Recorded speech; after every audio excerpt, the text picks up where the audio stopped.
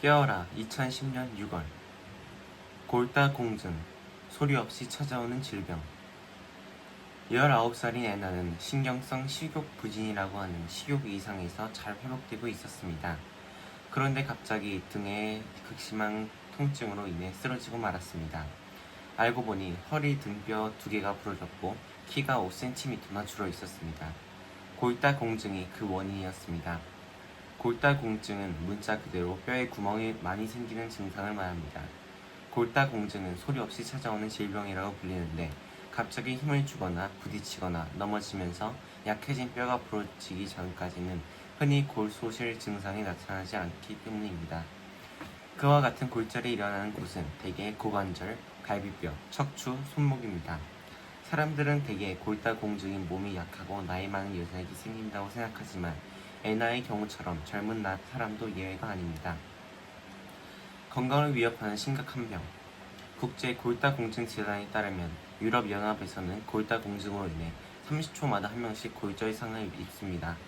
미국에서는 골다공증 환자가 1,000만 명에 달하며 골량이 감소하여 위험한 상태에 있는 사람도 3,400만 명이나 됩니다. 또한 미국 국립보건연구소는 50세 이상 인구 가운데 여자는 2명당 1명, 남자는 4명당 1명이 골다공증 때문에 골절상을 입게 될 것이라고 보고합니다. 이러한 상황이 나아질 전망은 좀처럼 보이지 않습니다. 향후 50년간 전 세계에서 골다공증으로 인한 골절 건수는 2배로 늘어날 것으로 보입니다. 그러한 골절은 주로 노년층에서 증가할 것으로 예상됩니다. 골다공증은 심각한 결과를 초래할 수 있습니다. 골다공증에 걸리면 신체 장애를 겪거나 심지어 사망하게 될 가능성이 높아집니다. 고관절이 골절된 50세 이상 환자 가운데 약 25%가 합병증으로 인해 1년 내에 사망합니다. 당신도 위험한가? 최근에 실시된 연구 결과에 따르면 골다공증을 일으키는 한 가지 주된 요인은 유전입니다. 부모가 고관절이 골절된 적이 있으면 자녀도 동일한 골절상을 입을 가능성이 2배나 될 수 있습니다. 또한 태아때 영양을 충분히 공급받지 못할 경우 어린 시절에 골밀도가 낮아져서 골다공증에 걸릴 위험이 있습니다. 일반적으로 나이가 들수록 뼈가 약해지기 때문에 나이 역시 중요한 요인입니다. 그에 더해 쿠신병, 당뇨병, 갑상샘, 항진증 같은 특정한 질병이 골다공증으로 유발할 수 있습니다. 여성들은 폐경기가 오면 골량을 유지해주는 에스트로겐의 분비가 감소합니다. 골다공증에 걸린 여성이 남성보다 거의 4배나 많은 이유가 여기에 있습니다. 난소 제거 수술을 받으면 에스트로겐이 분비되지 않아 일찍 폐경기가 올 수 있습니다.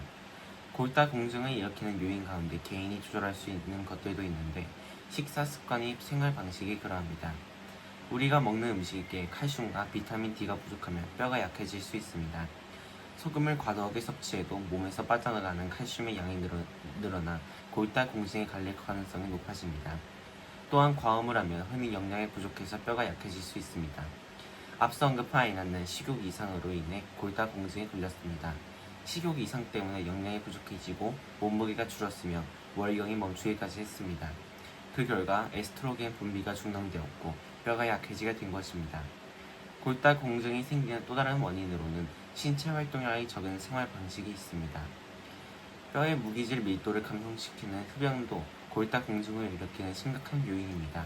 세계보건기구에 의하면 고관절 골절 사례 가운데 8건 중 1건은 흡연 때문일 수 있습니다.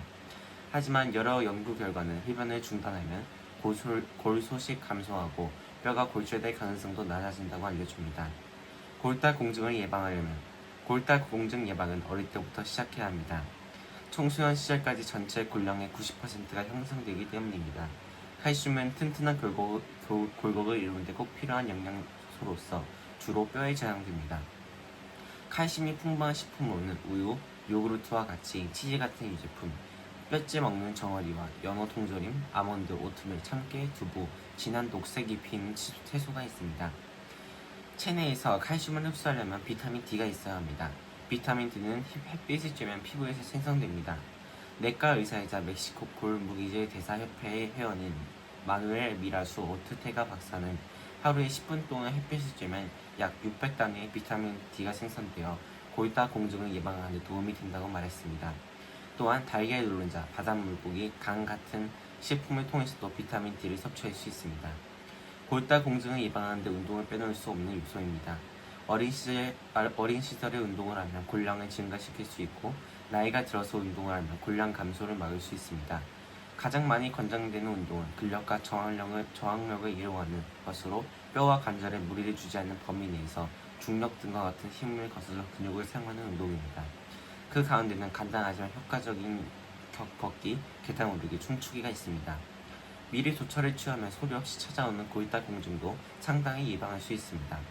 앞에서 살펴본 것처럼 식사와 생활 방식을 조정하면 골량을 유지하고 골 강도를 증가시킬 수 있습니다. 물론 앉아서 생활하는 데 익숙해진 대부분의 사람은 그런 생활 방식을 바꾸는 것이 매우 어려울지 모릅니다. 하지만 그러한 노력을 기울일 만한 가치가 있습니다. 그렇게 할 때 당신은 전 세계에서 골다공증으로 고통을 받는 많은 사람들과는 달리 건강한 삶을 살게 될 수 있습니다. 마태복음 9장. 예수께서는 배를 타고 건너가 자신의 도시로 들어가셨다. 그런데 사람들이 몸이 마비된 사람을 들것에 눕혀 그분에게 데려왔다. 예수께서는 그들의 믿음을 보시고 마비된 사람에게 아들이여 용기를 내십시오. 당신은 죄를 용서받았습니다. 하고 말씀하셨다. 그러자 몇몇 서기관들이 저자가 신성을 모독하는구나 하고 속으로 말했다. 예수께서는 그들의 생각을 아시고 말씀하셨다. 왜 당신들은 마음속으로 악한 생각을 합니까? 죄가 용서받았다고 말하는 것과 일어나 걸어가라고 말하는 것 중에 어느 쪽이 더 쉽습니까? 하지만 사람의 아들이 땅에서 죄를 용서하는 권한을 가지고 있다는 것을 당신들에게 보여주겠습니다. 그리고 마비된 사람에게 일어나 들 것을 들고 집으로 가십시오 하고 말씀하셨다. 그러자 그는 일어나 집으로 갔다. 이것을 본 무리는 두려움에 사로잡혔으며 사람에게 그러한 권한을 주신 하나님께 영광을 돌렸다. 예수께서 그곳을 떠나 길을 가시다가 마태라는 사람이 세무서에 앉아있는 것을 보시고 그에게 나를 따르십시오 하고 말씀하셨다. 그러자 그는 일어나 그분을 따랐다. 그 후에 예수께서 그 집에서 식사를 하고 계셨는데 많은 세금 징수원과 죄인이 와서 예수와 그분의 제자들과 함께 식사를 했다. 이것을 본 바리새인들이 그분의 제자들에게 어째서 당신의 선생은 세금 징수원과 죄인과 함께 먹습니까? 하고 말했다. 그분이 그들의 말을 듣고 말씀하셨다. 건강한 사람에게는 의사가 필요 없지만 병든 사람에게는 필요합니다. 그러므로 가서 나는 자비를 원하고 희생 제물을 원하지 않는다는 말씀이 무슨 뜻인지 배우십시오. 나는 의인이 아니라 죄인을 부르러 왔습니다. 그때 요한의 제자들이 그분에게 와서 물었다. 우리와 바리새인들은 단식을 하는데 어째서 선생님의 제자들은 단식을 하지 않습니까? 그러자 예수께서 그들에게 말씀하셨다. 신랑이 함께 있는 동안에는 신랑의 친구들이 슬퍼할 이유가 없지 않습니까? 그러나 그들이 신랑을 빼앗긴 날이 올 것입니다. 그러면 그들이 단식할 것입니다. 아무도 헌 옷에 새 천조각을 대고 꿰매지 않습니다. 새 천조각이 헌 옷에 당겨 그 옷이 더 심하게 찢어지기 때문입니다. 또한 아무도 새 포도주를 헌 가죽 부대에 담지 않습니다. 그렇게 하면 가죽 부대가 터져서 포도주가 쏟아지고 가죽 부대도 못 쓰게 됩니다. 새 포도주는 새 가죽 부대에 담습니다. 그래야 둘 다 보존됩니다. 그분이 그들에게 이런 말씀을 하실 때 어떤 지도자가 그분에게 다가와 경배하면서 말했다. 지금쯤 분명히 제 딸이 죽었을 것입니다. 그러나 가셔서 아이에게 손을 얹어주십시오. 그러면 살아날 것입니다. 예수께서 일어나 제자들과 함께 그를 따라가셨다. 그런데 12년 동안 혈루병을 앓다온 여자가 뒤에서 다가와 그분의 겉옷술을 만졌다. 그 여자는 속으로 저분의 겉옷을 만지기만 해도 나을 거야 하고 계속 생각했던 것이다. 예수께서 돌아서서 그 여자를 모시고 말씀하셨다. 딸이여, 용기를 내십시오. 당신의 믿음이 당신을 낫게 했습니다. 그러자 바로 그 시간에 그 여자가 나았다. 예수께서는 그 지도자의 집에 들어가서 피리 부는 사람들과 소란스러운 무리를 보시고 여기서 나가 주십시오. 소녀는 죽은 것이 아니라 자고 있는 것입니다. 하고 말씀하셨다. 그러자 그들은 그분을 비웃었다. 그분은 무리를 밖으로 내보내신 뒤 들어가 소녀의 손을 잡으셨다. 그러자 소녀가 일어났다. 이 일에 관한 이야기가 그 지방 전역에 퍼졌다. 예수께서 그곳을 떠나 길을 가시는데 눈먼 사람들이 그분을 따라오면서 다윗의 아들이여 우리에게 자비를 베풀어 주십시오 하고 외쳤다. 예수께서 집으로 돌아가신 뒤에 그 눈먼 사람들이 그분에게 왔다. 그분이 그들에게 내가 이 일을 할 수 있다고 믿으십니까? 하고 물으셨다. 그들은 예 주여 하고 대답했다. 그분은 그들의 눈을 만지시며 당신들의 믿음대로 이루어질 것입니다 하고 말씀하셨다. 그러자 그들의 눈이 열려 보게 되었다. 예수께서는 그들에게 아무에게도 이 일을 알리지 마십시오 하고 단단히 이르셨다. 그러자 그들은 밖으로 나간 뒤 그분에 관한 이야기를 그 지방 전역에 퍼뜨렸다. 그들이 떠날 때 사람들이 악기 들려 말 못하는 사람을 그분에게 데리고 왔다. 악기가 쫓겨나가자 말 못하는 그 사람이 말을 했다. 그러자 무리가 크게 놀라 이런 일은 이스라엘에서 한 번도 본 적이 없다 하고 말했다.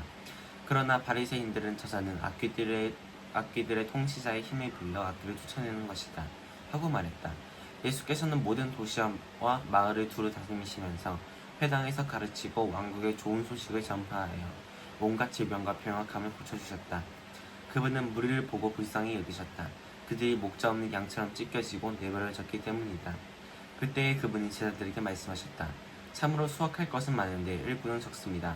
그러므로 수확하는 주인에게 수확할 일꾼을 보내달라고 청하십시오.